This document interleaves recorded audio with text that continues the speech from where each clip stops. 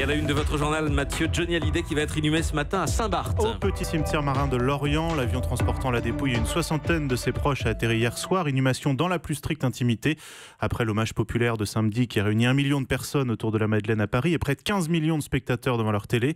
Les hommages qui continuent aussi sur scène. Mariah Carey était samedi soir à Bercy. Et avant d'entamer son concert, elle a chanté du Johnny. C'est filmé au smartphone par des spectateurs dans la salle.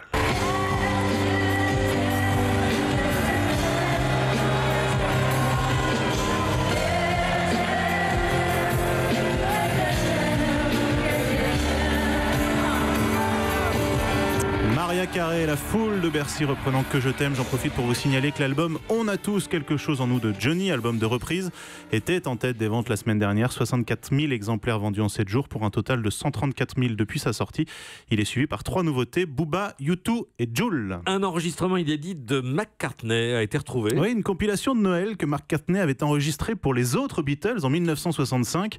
Une sorte d'émission de radio réservée à ses copains dans laquelle il passait ses titres préférés en les commentant avec du Elvis Presley ou des Beach Boys extraits. Okay,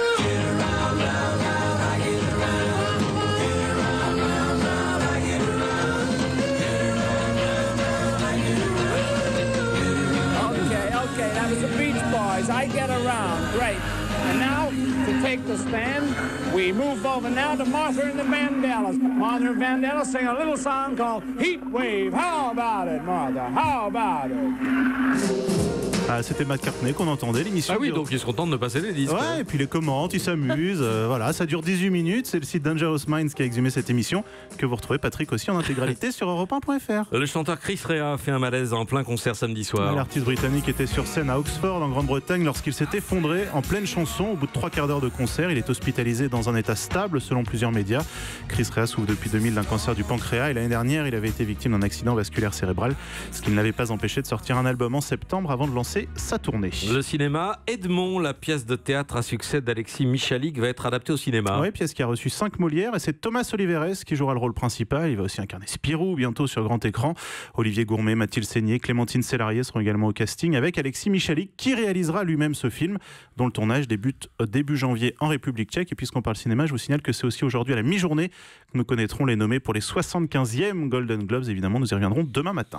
Et puis en Belgique, une vente de dessins d'Uderzo, le papa d'Astérix, a été suspendue après une plainte du dessinateur. Eh oui, car dans cette vente, programmée le 17 décembre à l'hôtel des ventes Lamperts de Bruxelles, dans cette vente devaient être mises aux enchères des dessins qu'Uderzo avait prêtés en 2012 et qui ne lui avaient jamais été rendus. Il a donc porté plainte pour abus de confiance et le commissaire-priseur a décidé de tout suspendre en attendant la décision de justice.